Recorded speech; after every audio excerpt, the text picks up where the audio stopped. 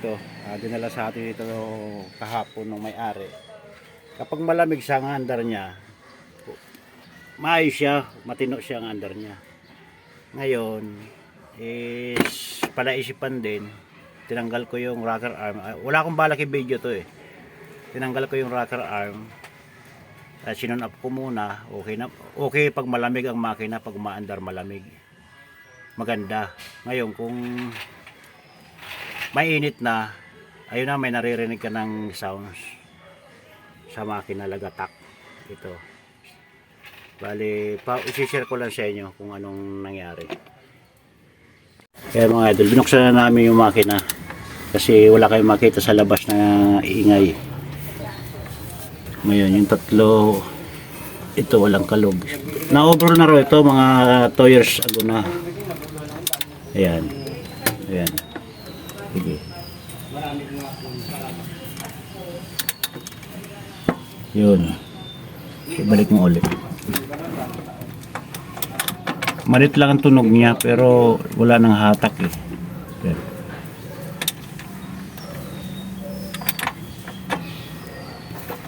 Yun o. Yung 4 niya, ikot mo ulit. Ayan.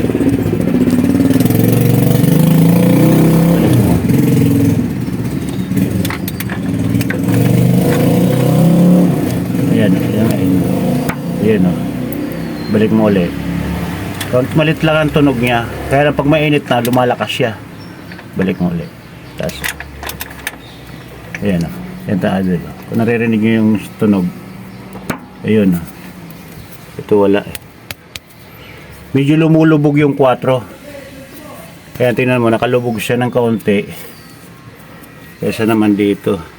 Ayan. Ayan, tingnan nyo itong halos nakalubog siya. Kaunting-kaunti lang. Kaya yung sounds nito, pag malamig, walang ingay. Pag umiinit, ayun na, doon ang ingay. Kaya babaklasin namin yung 4. Dead rin. Titingnan namin kung ano naging problema yan. Ayan. Ito share lang ito idol. Baka sakaling may maka-encuentro niya na ganyan. Wala kayong makita sa labas. Kasi pag malamig, napakaganda ng andar eh. Ayun na, pag umiinit na, nandun na yung sounds ng lagatak, tak, tak, tak, tak, tak, ganun ang tunog niyan. Ayan. Yan mga idol, bababa na namin yung black kasi may tama ang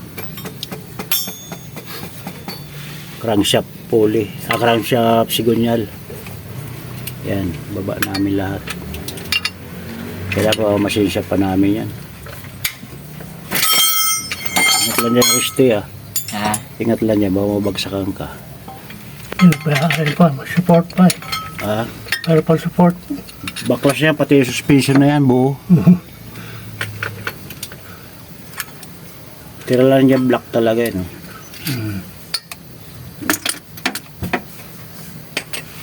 Maayos pa naman liner eh.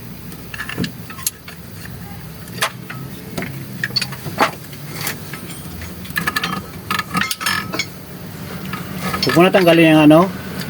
Huwag na? Huwag na. Alin? Sigunyal. Well, Ay, flywheel, hindi na. Huwag na. Baba, kasama sa baba yan. May termili pa pare dito saan galing to. Yan lagay lahat pare mo, tinanggal mo.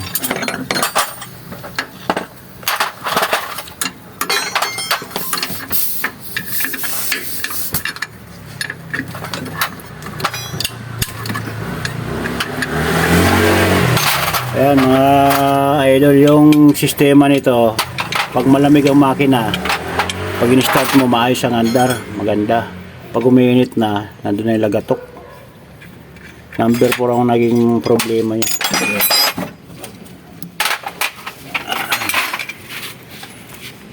A few inches later.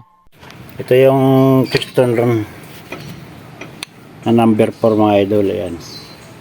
Ang naging problema niya, ito bearing, tingnan nyo bearing. Halos numipis na. Ayan o.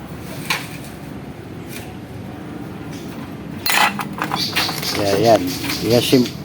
Simple lang yung sira niyan. Bearing lang. Ewan ko bakit na kinain yung bearing niyan. Baka natuyuan ng langis to.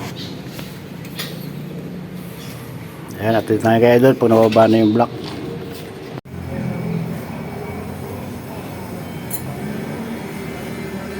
Ayan, ibaba na namin yung mga idol. Ano na yung napakita sa video.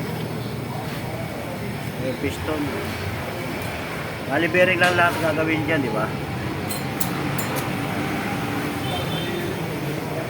Dito kami sa Transman, mga idol. Okay, hanggang dito lang mga idol. Yun lang nangyari dyan sa sakyan na yan.